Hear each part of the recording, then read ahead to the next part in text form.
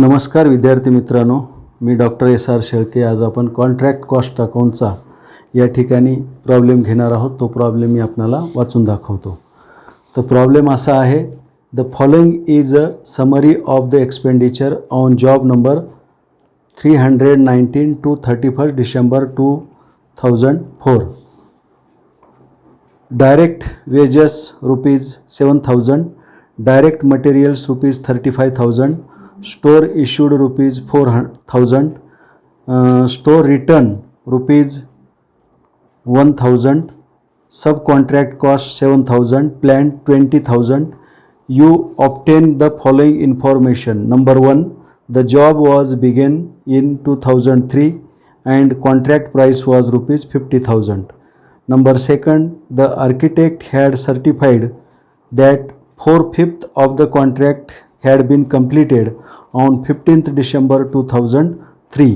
Number 3, depreciation of plant for 2003 is ₹5,000. Number 4, the summary set out above include item relating to the period since 15th December 2003 as follows: wages ₹1,000 and material used ₹2,000.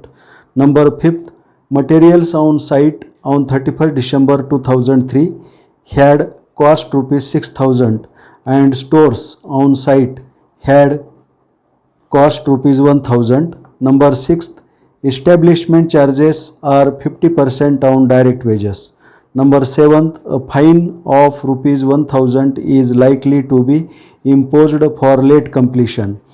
You are required to prepare job number 319 account to show what profit and loss has arisen on the work certified and to suggest what figure should be taken to the profit and loss account for the year ended 31st December 2003. तर अशा प्रकारचा हा problem आहे. आता ह्या प्रॉब्लेमचं आपण या ठिकाणी सोल्युशन करू. तर पहा, प्रॉब्लेममध्ये दिलेले जे आयटम्स आहेत ते आयटम्स मी आता या ठिकाणी लिहितो. तर पहा, डायरेक्ट मटेरियल अगोदर घ्या. Direct material to direct material 50,000 आलं लक्षात. त्यानंतर to direct wages, direct wages आहे 7,000. त्यानंतर आहे पहा store issued 4,000 to store issued 4,000. त्यानंतर store return by store return returned 1,000. 1,000चं स्टोअर त्या ठिकाणी परत करण्यात आलेलं आहे, कारण त्याची साईटवर गरज नसल्यामुळे ते परत करण्यात आलेलं आहे. त्यानंतर ह्या कॉन्ट्रॅक्टसाठी प्लॅन्ट खरेदी केलेला आहे 20,000चा to plant 20,000 plant 20,000.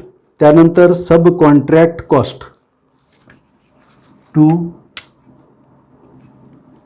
Sub contract cost 7,000. Subcontract cost 7,000. अशा पद्धतीने ह्या ठेक्यावर झालेला खर्च आहे आणि परत केलेलं स्टोअर आपण क्रेडिट साईडला या ठिकाणी घेतलेला आहे.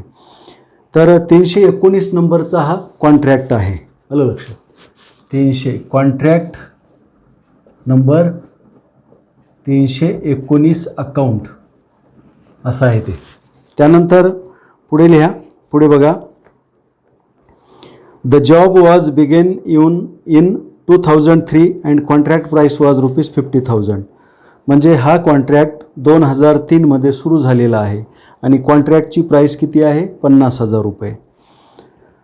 Number 2, the architect had certified that 4/5 of the contract had been completed on 15th December 2003. तर 15 डिसेंबर 2003ला त्या कामाची पाहणी करण्यात आली. पाहणी करून आर्किटेक्चरनं जे प्रमाणपत्र दिलेलं आहे त्यामध्ये उल्लेख केला आहे की एकूण कामाच्या 4/5 काम पूर्ण झालेलं आहे. म्हणजे वर्क सर्टिफाईड किती आहे? 4/5 आहे. ठेका कितीचा आहे? एकूण ठेका आहे पहा 50,000चा. आलं लक्षात? त्या 50,000च्या 4/5 म्हणजे किती झालं वर्क सर्टिफाईड त्या ठिकाणी? ते आता आपण काढणार आहोत. तर या ठिकाणी थोडी जागा ठेवून लिहा खाली, by work in progress. By work in progress इथं लिहा work certified 4/5 of ₹50,000. Work certified किती आहे? 4/5 ऑफ ₹50,000. 50,000 ही ठेक्याची किंमत आहे. ठेक्याच्या किमतीच्या 4/5 ठेका म्हणजे पूर्ण झालेला आहे किंवा वर्क सर्टिफाईड आहे. तर या ठिकाणी घ्या ते 40,000 रुपये येईल. 40,000 रुपये. यामध्ये ॲड करा वर्क अनसर्टिफाईड. आता हे आपण वर्क अनसर्टिफाईड किती आहे ते आपण नंतर काढूया. आता बाकीचे प्रॉब्लेमचे आयटम या ठिकाणी पाहतो मी. त्यानंतर नंबर 3 दिलेला आहे depreciation of land for 2003 is ₹5,000. तर चालू वर्षाचं प्लॅन्टचं जे डिप्रिशिएशन आहे ते 5,000 आहे. बाय या ठिकाणी घ्या प्लॅन्ट किती हजार रुपयाचं खरेदी केलं आहे? 20,000चं. हे इनर कॉलमला घ्या आणि त्याच्यातून वजा करा डिप्रिशिएशन 5,000 म्हणजे शिल्लक प्लॅन्ट किती आहे? 15,000 रुपयाचं. आलं लक्षात? म्हणजे तिसऱ्या ॲडजस्टमेंटनुसार अशी त्याची नोंद होईल. त्यानंतर 4 आहे पहा the summary set out above include item relating to the period since 15 December 2003 as follows. Wages ₹1,000 and material used ₹2,000. तर पहा या ठिकाणी काय सांगितलेलं आहे? 15 डिसेंबरला कामाची पाहणी केली आणि 16 ते 31 डिसेंबरपर्यंत पुन्हा त्या ठिकाणी काम चाललेलं आहे. तर त्या कालावधीमध्ये किती खर्च झालेला आहे ते या ठिकाणी सांगितलेलं आहे. तर या ठिकाणी आपण काढू cost of work uncertified. Cost of work uncertified. तर यामध्ये सांगितले पहा मटेरियल म्हणजे 16 डिसेंबर ते 31 डिसेंबरपर्यंत मटेरियल किती खर्च झालेला आहे? 2,000 रुपये. आलं लक्षात?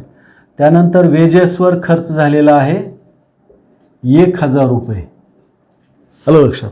1,000 रुपये खर्च झालेला आहे. आणि पुढे अजून बघू काय सांगितलं आहे. कारण 15 डिसेंबरला त्या कामाची पाहणी केली. 15 डिसेंबरपर्यंत 4/5 वर्क त्या ठिकाणी वर्क सर्टिफाईड आहे. 50,000च्या 4/5 म्हणजे 40,000 रुपयाचं वर्क सर्टिफाईड आहे. मग 16 ते 31 दरम्यान जे काम झालं आहे त्याच्यावर जो खर्च झालेला आहे त्याचा विचार ह्या सर्टिफिकेशनमध्ये करण्यात आलेला नाही. म्हणून त्याला काय म्हणायचं? Work uncertified. तर वर्क अनसर्टिफाईडवर किती खर्च झाला आहे? मटेरियलच्या रूपाने 2,000, वेजेसच्या रूपाने 1,000. अजून प्रॉब्लेममध्ये पुढं काय सांगितले का ते बघू आपण. त्यानंतर material on site on 31 December 2003 had cost ₹6,000. तर पहा 31 डिसेंबर 2003ला मटेरियल हे by material on site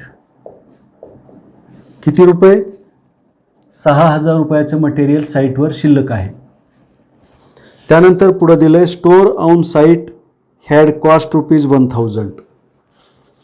store on site had cost ₹1,000. त्याची सुद्धा या ठिकाणी आपल्याला नोंद घ्यावं लागेल.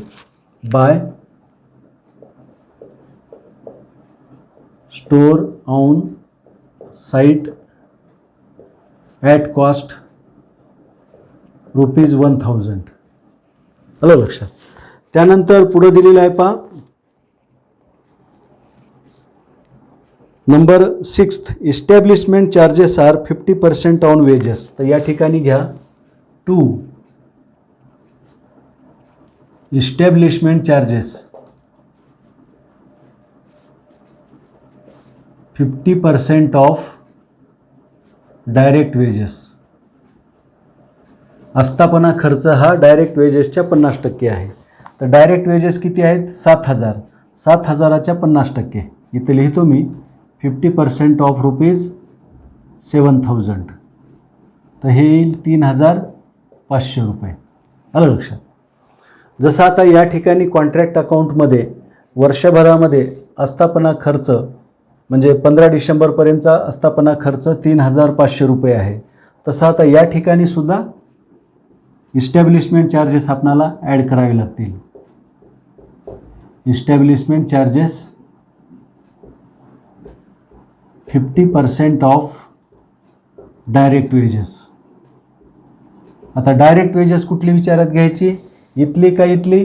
तर इथली विचारात घ्यायची या ठिकाणची. म्हणजे वेजेस या ठिकाणी 1,000 आहे. 1,000च्या 50% म्हणजे 500 रुपये. म्हणजे या ठिकाणी लिहितो मी पण 50% ऑफ ₹1,000. तर 3,500 रुपयाचं वर्क अनसर्टिफाईड आहे ते या ठिकाणी लिहून टाका. वर्क अनसर्टिफाईड 3,500. हे झालं 43,500 रुपये. वर्क इन प्रोग्रेस टोटल आहे 43,500. त्यानंतर पुढे दिले पहा number 7, a fine of ₹1,000 is likely to be imposed for late completion. तर कॉन्ट्रॅक्ट हा उशिरा पूर्ण झाल्यामुळे 1,000 रुपये त्यांना दंड लावण्यात आलेला आहे. तर हा दंड काही आपल्याला कुठेही ह्या कॉन्ट्रॅक्ट अकाउंटच्या डेबिट साईडला खर्च वगैरे म्हणून तो घेता येत नाही, कारण तो बेकायदेशीर बाब असल्यामुळे त्याची नोंद कुठल्याही या ठिकाणी होत नाही. तर ते दंड लागलेला आहे, दंडाची नोंद करता येत नाही. तर आता प्रॉब्लेममधले जे काही आयटम्स आहेत ते आयटम्स या ठिकाणी पूर्ण झालेले आहेत. बेरीज करा. बेरीज हे 50 आणि 20 70. तर या ठिकाणी डेबिट साईडची बेरीज मोठी येते पहा. एक अंदाज हे 500,